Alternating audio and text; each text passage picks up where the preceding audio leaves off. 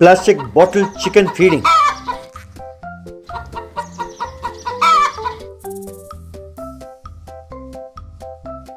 नीलगंज नाम के गांव में रामनाथ नाम के व्यक्ति का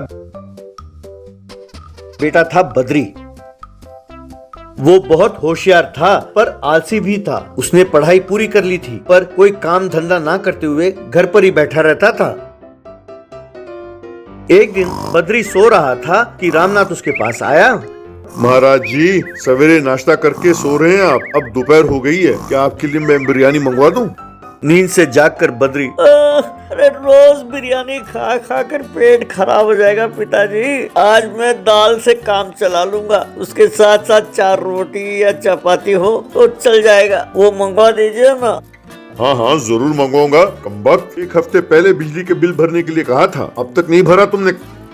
अब देखिए फादर, अरे मेरा रेंज देखिए, अब मुझसे ये करंट बिल और वाटर बिल वगैरह ना भरवाइए। वैसे भी टेक्नोलॉजी बदल चुकी है, आप अपने फोन से ही भर सकते हैं ना। आपको फोन से भरना आता नहीं है, अगर आप नहीं जानते किसी और के फोन से भरवा लो।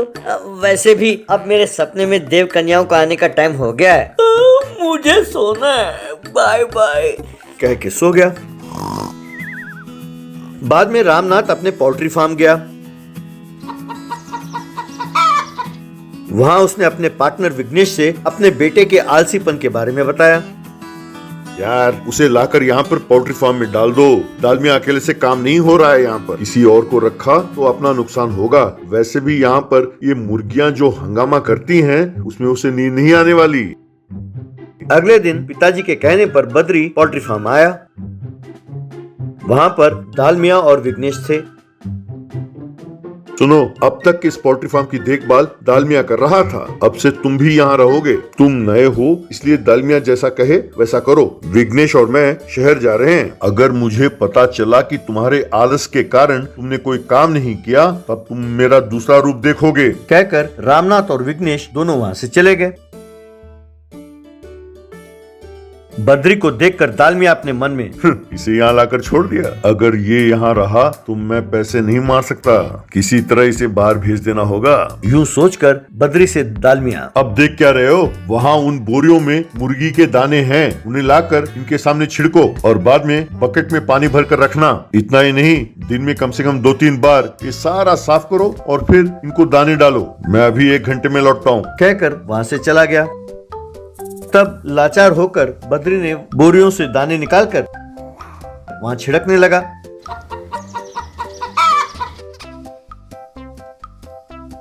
यूं 2 दिन करने के बाद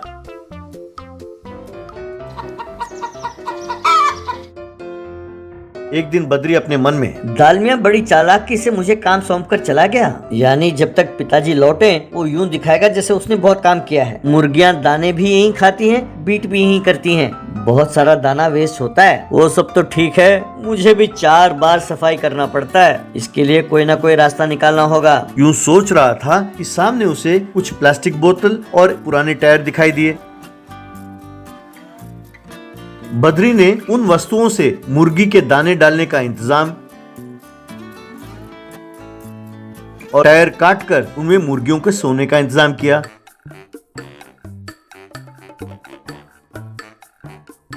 इस तरह मुर्गियां बिना कोई शोर मचाए चुपचाप दाने खाते और टायर में जाके सो जाते।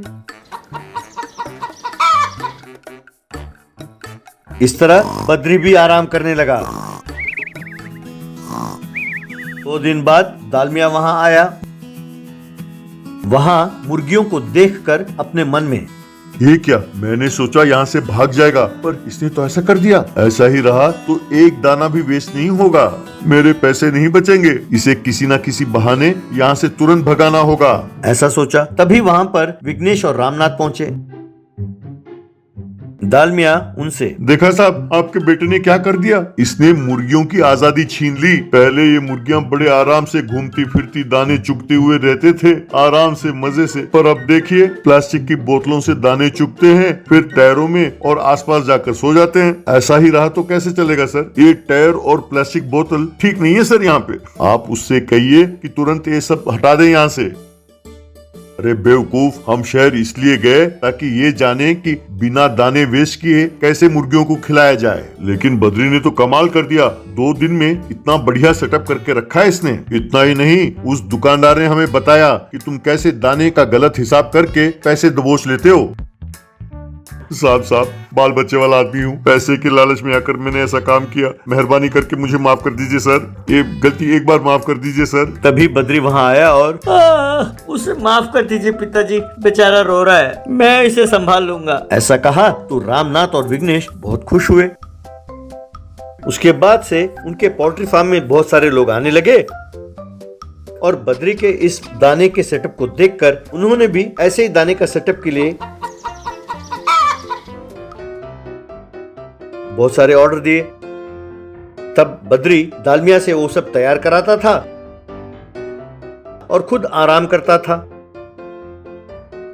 ये देखकर रामनाथ विघ्नेश से, यार ये पैसे तो बहुत कमाता है, पर इसके आलस को मैं नहीं सुधार पा रहा यार मैंने किसी किताब में पढ़ा था कि जो होशियार होते हैं वो आलसी भी होते हैं। इसके आलसी का बकरा बना है दालमिया, बेचारा काम करते करते मर जाएगा। कहकर दोनों हंसने लगे। गरीब का डॉग एडॉप्शन।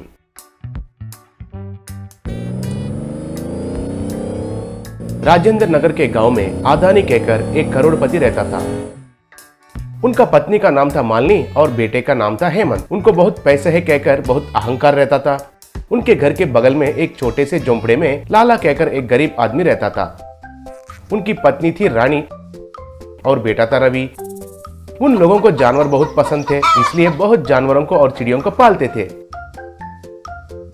रवि के पास स्कूबी कहकर एक कुत्ता था, उसे वो बहुत पसंद करता था और उसे वो बहुत काम भी सिखाया था। बाजार जाकर सब्जियां लाना, रवि का लंच बॉक्स के साथ स्कूल तक जाना, चाहिए तो डॉक्टर को बुलाकर आना, ऐसे बहुत काम वो कुत्ता करती थी। उस कुत्ते को देखकर हेमंत बहुत घृणा करता था क्योंकि उसे जानवर से बहुत नफरत था। दीवार पर रवि के कबूतर को स्लिंग शॉट से मारता था।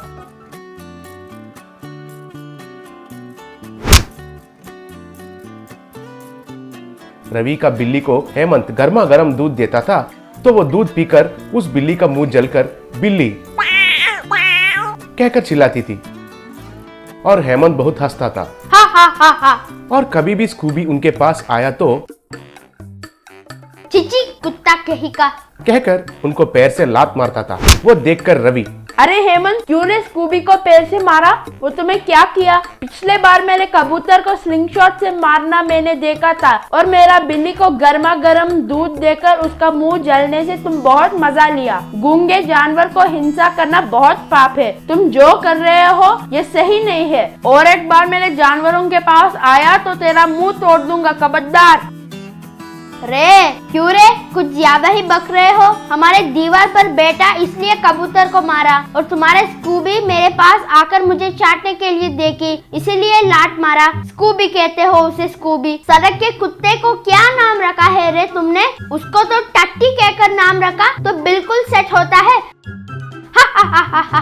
कहकर उनका अपमान किया। तब रवि बहुत गुस्सा हुआ।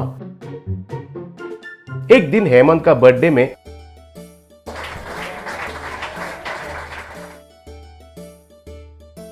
आदानी उनको एक कुत्ते के बच्चे को लाकर दिए। बेटा ये तो बहुत कीमती ब्रीड है, बहुत पैसे देकर इसे खरीद कर लेकर आया हूँ। ऐसे ब्रीड को हम जैसे धनवान ही पाल सकते हैं। ये हमारे पास रहेगा तो हमारा स्टेटस भी बढ़ेगा। इसका खाना भी बहुत कीमती है, इसका अच्छे से देखभाल करना। इसका नाम अब से होगा टॉमी। अगले दिन टॉमी उनके साथ खेलने के लिए देखी।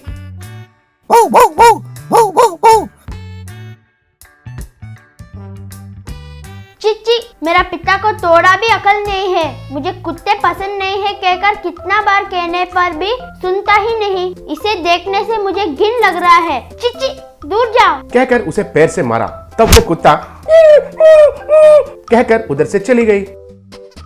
बाद में उसे सड़ा हुआ खाना देकर,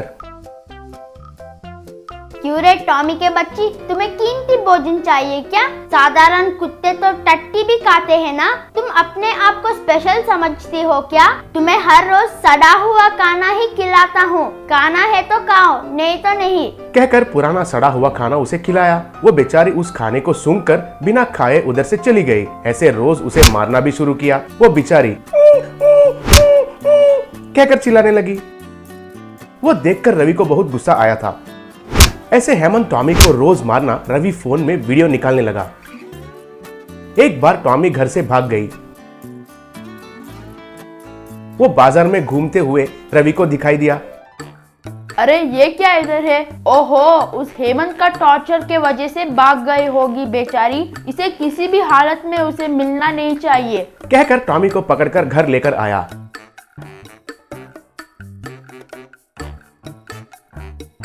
और उनको चिकन मटन जैसे अच्छे से खाना देकर बहुत अच्छे से देखभाल करने लगा।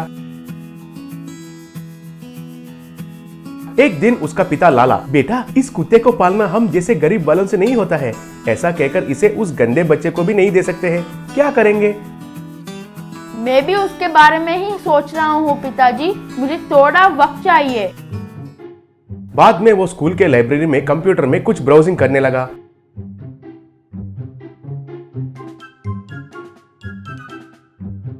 एक दिन हेमंत टॉमी को देखकर रवि के साथ झगड़ा करने के लिए उतरा। रे, मेरे कुत्ते को चुराते हो, तुम्हारे ऊपर पुलिस केस लगाता हूँ। क्या रे, तुम मेरे ऊपर लगाते हो पुलिस केस? असल में ये तुम्हारे कुत्ता कहकर क्या सबूत है? मैं ही तुम्हारे ऊपर जानवर हिंसा का केस लगाता हूँ। तुम्हारा जानवरों का हिंसा करने का वीडियोस मेरे पास बहुत सारे हैं, वो बस है तुम्हें अंदर करने के लिए। तब उधर एक कार आकर रुका। उसमें से एक धनवान का परिवार उतरे। बेटा रवि बोले तो तुम ही हो ना, तुम ही टॉमी को ले जाने के लिए मेल रखा था ना? हाँ सर, मैंने ही आपको मेल भेजा, यही है वो टॉमी जिसके बारे में मैंने कहा। तब उनके बच्चे खुश होकर टॉमी को उठाए। बेटा इस ब्रीड के लिए हमने बहुत कोशिश किए थे, लेकिन अब मिला है, ये लो 10 लाख रुपए, कहकर दे रहा था। सॉरी सर, मैं तो पैसों के लिए इसे नहीं बेच रहा हूँ, इसका देखभाल नहीं कर पाकर आपको दे रहा हूँ। उन पैसों को किसी जानवर के संरक्षण संस्था को दीजिए सर, मुझे वही बस है। तब वे खुश होकर टॉमी को लेकर चले गए।